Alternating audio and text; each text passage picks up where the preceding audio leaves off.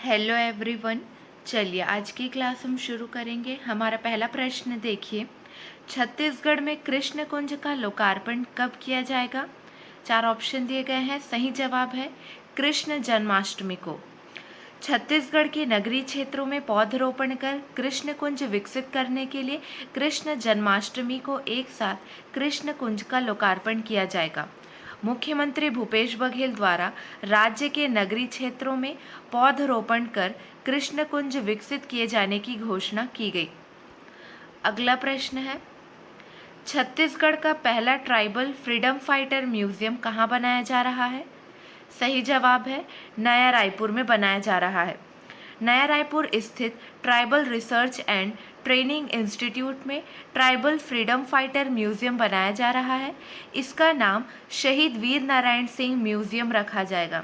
आपको ये याद रखना है, इस म्यूजियम का नाम शहीद वीर नारायण सिंह म्यूजियम रखा जाएगा।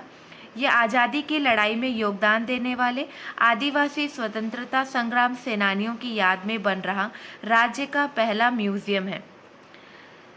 ध्यान देंगे, बिल्डिंग में सिर्फ ग्राउंड फ्लोर रहेगा। अलग अलग गैलरी में आदिवासी स्वतंत्रता संग्राम सेनानियों की प्रतिमा तैयार की जाएगी। म्यूजियम में अब तक हुए आदिवासी विद्रोह को भी स्कल्पचर के जरिए पेश किया जाएगा। राज्य का पहला आदिवासी विद्रोह 1774 में हुए हल्बा विद्रोह को माना जाता है। अगला प्रश्न है,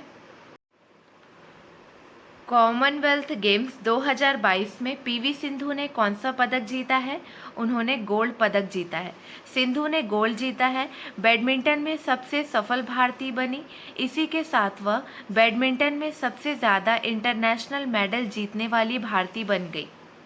अगला प्रश्न है, 27 अगस्त को भारत के 49वें मुख्य न्यायाधीश के रूप में कौन पदभार ग्रहण करेंगे?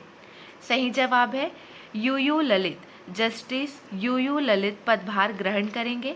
27 अगस्त को भारत के 49वें मुख्य न्यायाधीश के रूप में जस्टिस यूयू ललित पदभार ग्रहण करेंगे। अगला प्रश्न है, मुख्यमंत्री भूपेश बघेल अचानकमार टाइगर रिजर्व और सीता नदी उदंती टाइगर रिजर्व को कितने हेक्टेयर वन क्षेत्र का अधिकार पत्र सौंपे? सही जवाब है 12,500 हेक्टेयर। मुख्यमंत्री भूपेश बघेल अचानकमार टाइगर रिजर्व और सीता नदी उदंती टाइगर रिजर्व को 12,500 हेक्टेयर वन क्षेत्र का अधिकार पत्र सौंपे। एक बात और, 9 अगस्त 2022 को विश्व आदिवासी दिवस मनाया गया है। ध्यान देंगे, विश्व आदिवासी दिवस के अवसर पर मुख्यमंत्री श्री भूपेश बघेल ने एक बड़ी पहल करते हुए मुख्यमंत्री निवास में आयोजित कार्यक्रम में राज्य के 2 बड़े टाइगर रिजर्व में कोर एवं बफर क्षेत्र में वन अधिकारों की मान्यता अधिनियम 2006 के तहत 10 ग्राम सभाओं के सामुदायिक वन संसाधन अधिकार पत्र प्रदान किए। इसमें अचानकमार टाइगर रिजर्व की 5 ग्राम सभाएं एवं सीता नदी उदंती क्षेत्र की 5 ग्राम सभाएं शामिल हैं। अगला प्रश्न है, छत्तीसगढ़ में पेसा अधिनियम को लेकर नियम बन चुका है और इसके लिए राजपत्र में प्रकाशन कब किया गया? सही जवाब है 8 अगस्त 2022 को राजपत्र में प्रकाशन किया गया। मुख्यमंत्री ने कहा कि आदिवासियों के हितों को संरक्षण देने के लिए राज्य में पेसा कानून लागू होने से ग्राम सभा का अधिकार बढ़ेगा। नए नियम से ग्राम सभा के 50% सदस्य आदिवासी समुदाय के होंगे। इस 50% में से 25% महिला सदस्य होंगी। क्लियर है? अगला प्रश्न देखिए,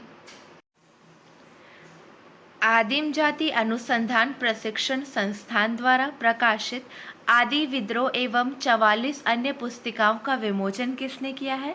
मुख्यमंत्री भूपेश बघेल जी ने विमोचन किया। आदिम जाति अनुसंधान प्रशिक्षण संस्थान द्वारा प्रकाशित आदि विद्रोह एवं 44 अन्य पुस्तिकाओं का विमोचन मुख्यमंत्री भूपेश बघेल ने किया।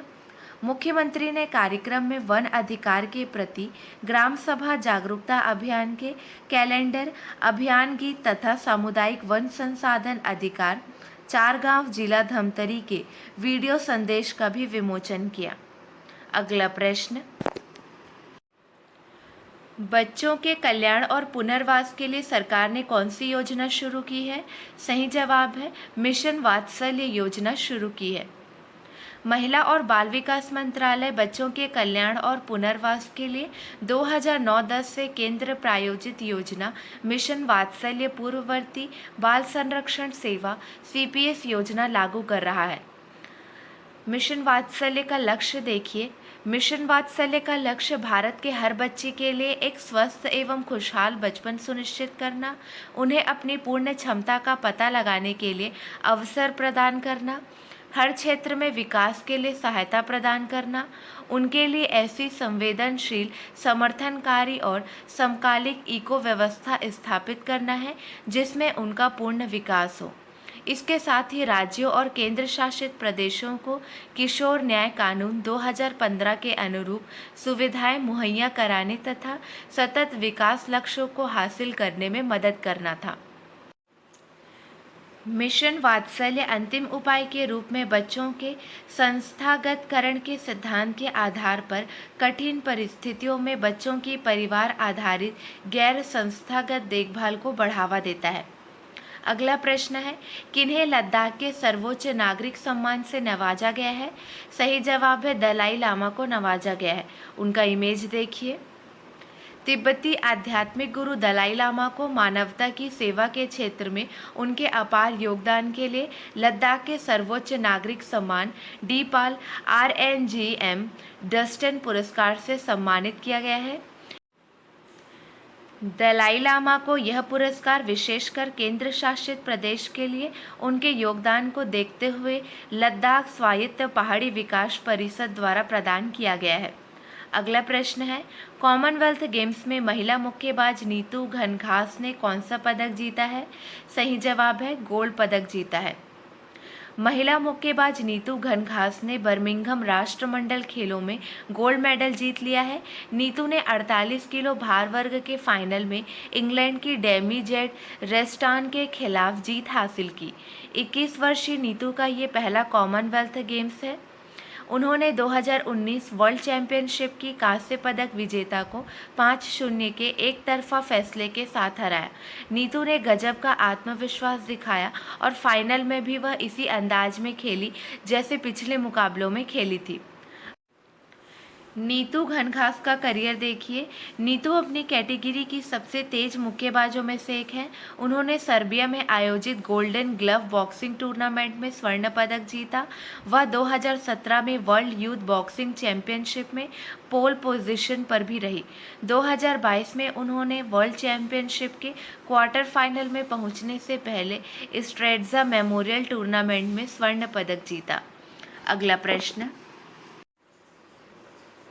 नीति आयोग की गवर्निंग काउंसिल की बैठक में छत्तीसगढ़ के मुख्यमंत्री ने छत्तीसगढ़ के वनांचल 10 आकांक्षी जिलों में कितने मेगावाट तक के सौर ऊर्जा संयंत्र की स्थापना में वन संरक्षण अधिनियम के तहत छूट देने का आग्रह किया है?